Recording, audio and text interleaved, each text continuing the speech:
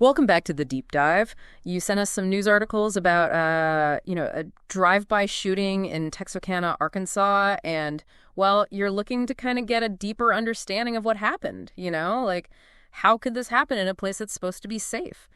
So let's dive in and see what we can uncover. Yeah, you're right to point out that contrast, right? You've got this family-friendly neighborhood, and all of a sudden, bam, it's a violent crime scene. It's that unexpected element that really just shakes people up. For sure. The incident itself took place on a Sunday evening. We're talking multiple 911 calls reporting gunshots, near the intersection of Vernal and Bramble Streets. Imagine the fear in those voices, the operators trying to get a handle on things.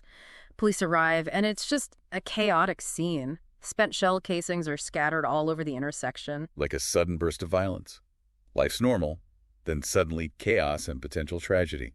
The articles mention a 26-year-old, Tracy Davis. He arrived at the hospital with a gunshot wound to the head, critically injured, fighting for his life. It really brings home the human cost of gun violence.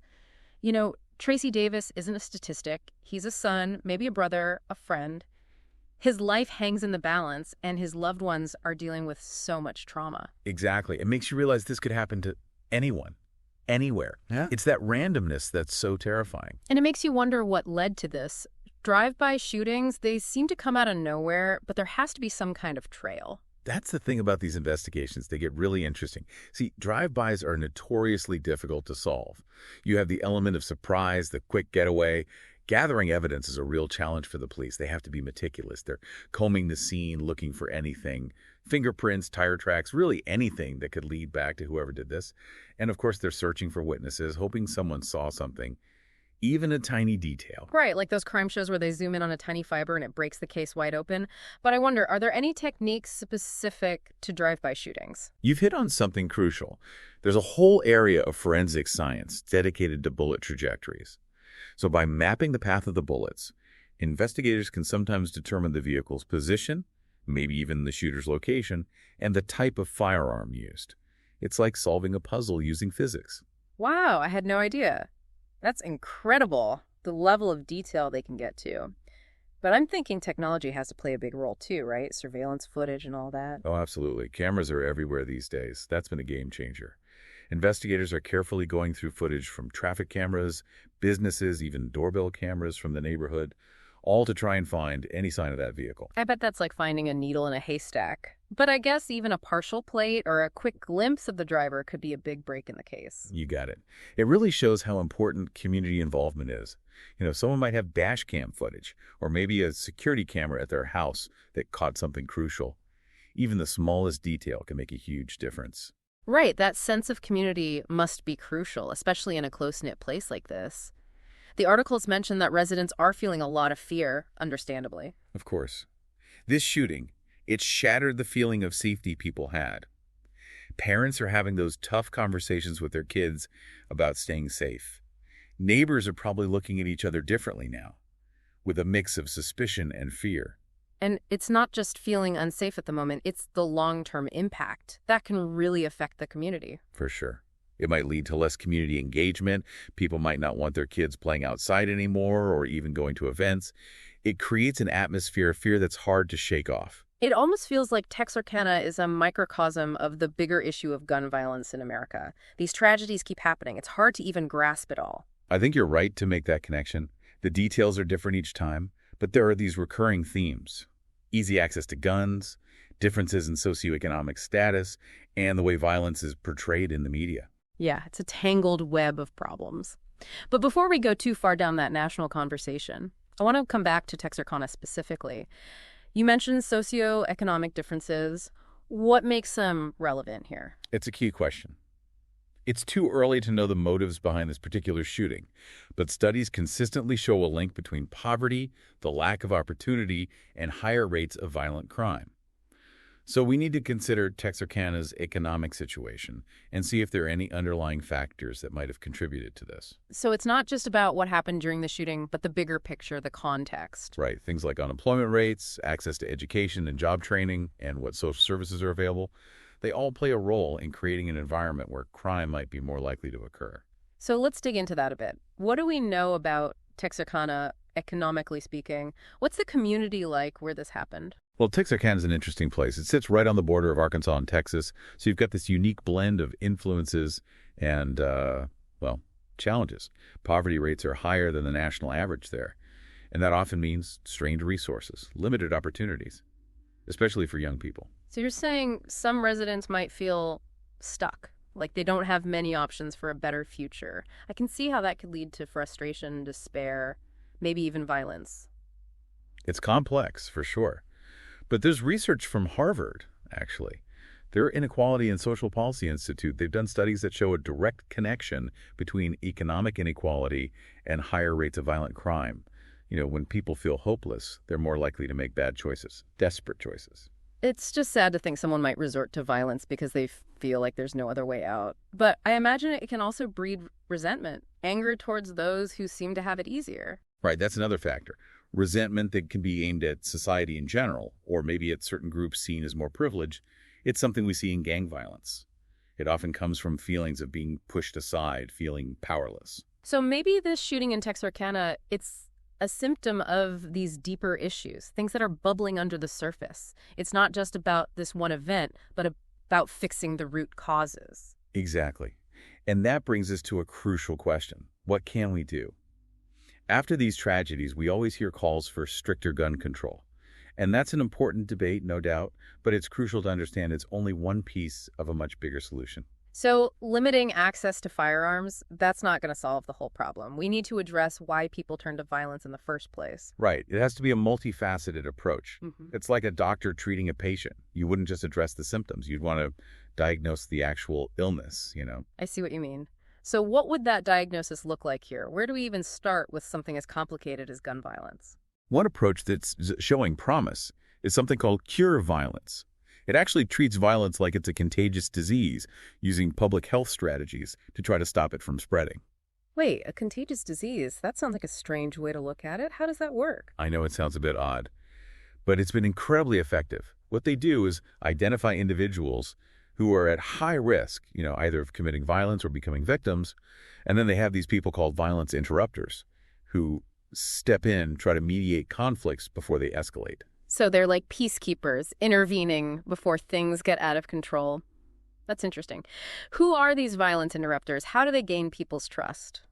The most effective ones, they're often people who have experienced violence themselves. They get the street culture, they speak the language, and they have the credibility to de-escalate things. They're mentors, mediators, advocates.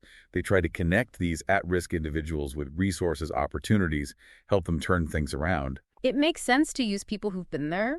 They understand what life on the streets is really like. They can connect. Someone from outside the community couldn't. Exactly. And the amazing thing is, cure violence has actually been proven to work. There have been studies showing big reductions in shootings and killings where it's been implemented. That's encouraging to hear. It's something worth looking into further. But I bet it takes a lot of resources to run, and people in the community have to buy into it for it to work. You're right. To implement a program like that, you need funding. You need trained people, community outreach, ongoing support. And you need everyone to work together. Law enforcement, community organizations, and the residents themselves. Well, speaking of the community, the articles mention that Tracy Davis's family is asking for unity, for an end to the violence. That's a powerful message coming from people who have experienced such a horrible loss. Absolutely. It speaks to the need for peace and safety. Every community has that need, and it shows how important these grassroots movements are. Mm-hmm. When people get together and demand better, it can create real change. This shooting must have shaken Texarkana to its core.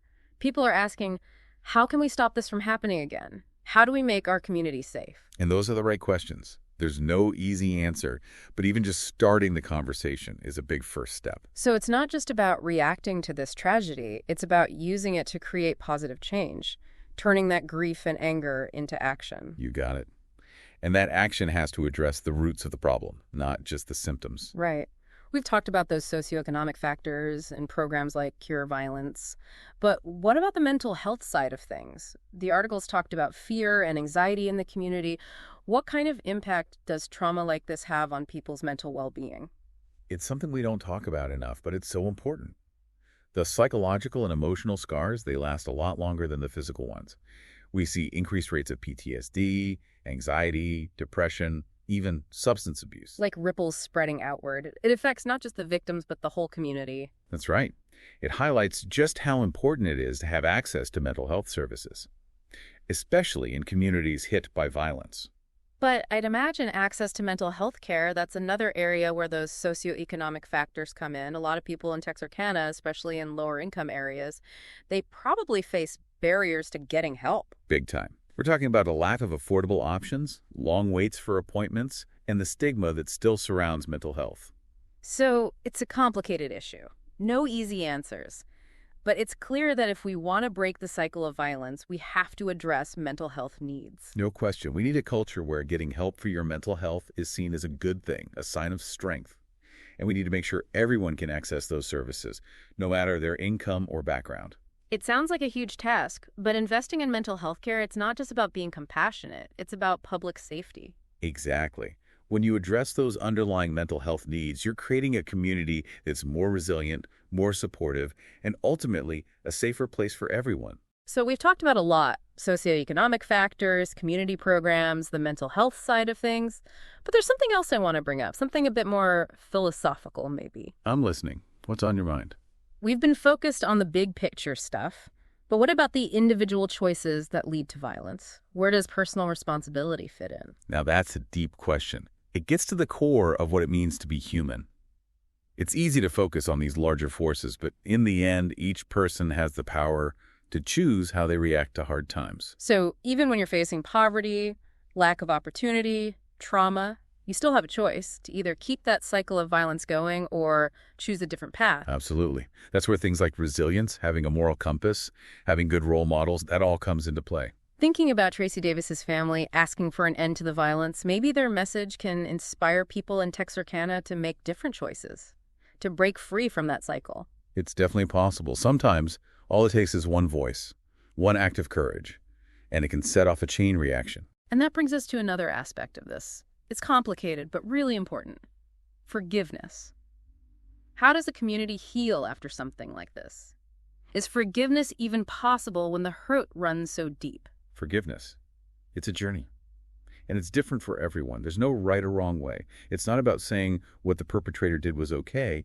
It's about letting go of the bitterness and anger that keep us from healing. So you don't forget what happened, but you find a way to move on without being consumed by resentment. Exactly. Forgiveness can look different for everyone. Maybe it's the victim and the offender having a conversation. Maybe it's the whole community coming together to reconcile.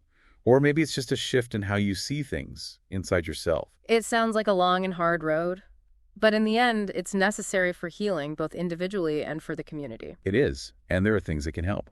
Counseling that understands trauma, restorative justice programs, support groups. So even after something so awful, there's still hope for healing and reconciliation. It shows how strong the human spirit really is. Yeah. It reminds us that even in the darkness, there's always some light. There are people out there working to make things better, to help people understand each other, to build a more peaceful world. And speaking of making a difference, I'd love to hear about the work being done on the ground in Texarkana. Are there any groups or initiatives that are tackling these issues head on? That's a great question. It takes us right to the heart of what can be done locally to create lasting change. There are some initiatives that are really encouraging, and they might spark some ideas for what other communities can do too. There are.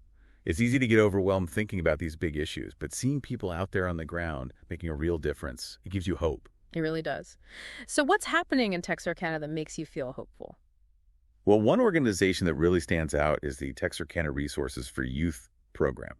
They're doing amazing work, especially with young people. They've got these mentorship programs, after-school activities, and job training, all aimed at helping kids avoid the things that can lead to violence. That's so important, giving them a sense of purpose, a place to belong, showing them there's another way besides the streets. Exactly. And it's not just about the kids themselves. They work with families, too. Parenting classes, support systems, really trying to strengthen that family unit. That's great. They're looking at the whole picture, understanding that a strong family is so important for kids. It creates a stable, loving environment. Right. Another group that's doing great work is Partners in Prevention. They're all about community outreach and education. They're really trying to change the attitudes and behaviors that contribute to violence. So they're addressing those deeper cultural things we talked about, like how violence becomes normalized, the lack of conflict resolution skills. You got it. They have workshops on things like how to resolve conflicts peacefully, anger management, building healthy relationships. And it's for everyone, teenagers, parents, community leaders. Giving people the tools to break those cycles of aggression and build a more peaceful community. All right, and they also do a lot with bystander intervention, teaching people how to step in safely when they see a situation that could turn violent. I love that. It's like everyone's taking responsibility for each other's safety. People feel like they can speak up and say, hey, this isn't right. Exactly. Yeah. Shifting from, it's not my problem, to, we're all in this together. It reminds you that change doesn't have to come from the government or some huge program. It can start with individuals, making different choices every day. That's such an important point. We all have the power to be part of the solution. Even small acts of kindness, being compassionate, having the courage to do the right thing, it can make a difference. Speaking of small acts, I was reading about this group of artists in Texarkana. They organized a mural project after the shooting. They got young people involved, painting murals all over the neighborhood, promoting peace and unity. Oh, that's a great example of how art can be used for healing. It gives young people a way to express themselves, to be creative, and it helps them reclaim their community. It's a beautiful thing. It's a powerful message of hope. It shows that something good can come out of even the darkest times. And it reminds us that we need to support creative outlets for young people, especially in communities that have been through something like this. Give them spaces to express themselves, build relationships, a way to escape the negative things on the streets. And investing in things like parks, libraries, community centers, safe, positive places for everyone. Creating a community where young people feel valued, supported, like they can make good choices. Well, we've covered a lot today. Gun violence, the role of poverty and opportunity, community programs, mental health, forgiveness, and what individuals can do. It's been a tough conversation, but also hopeful. We've seen how destructive violence is, but also how resilient people are, and how dedicated people are to making things better. Definitely both sides of the coin. What stands out to you the most? Honestly, it's those local initiatives that really give me hope. Seeing people out there every day working so hard to make a difference in their community, it's inspiring. I agree. It's those grassroots efforts that really drive change. It shows that no matter how big the problem seems, we can make a difference. One person, one action, one community at a time. So to our listener who sent in these articles about Texarkana, I hope this deep dive has helped you understand this complicated issue a little better. It's a conversation we need to keep having in Texarkana and everywhere. It's easy to feel helpless when you see these things happening, but remember, every voice, every action counts. What can you do in your own community to build peace, promote understanding, and support people affected by violence? That's the question we should all be asking ourselves. Powerful words to end on. Thank you for joining us on this deep dive. Until next time, stay curious, stay engaged, and stay hopeful. Today is your lucky day. Today is the day that our $3 website works for you, paying you directly to your PayPal daily. Imagine $3 ongoing continuous payments to your PayPal account. Imagine falling asleep and waking up to $300 in your PayPal account. How would this make you feel? How could this help you? What bills could you pay? What kind of fun could you have? What does that retirement look like now? All for a one-time payment of $3. This website is DFY done for you, fully built and completely hosted, and never stops collecting payments for you. You have spent $3 on coffee on a regular, but that coffee won't help you create multiple streams of income. Click the link below.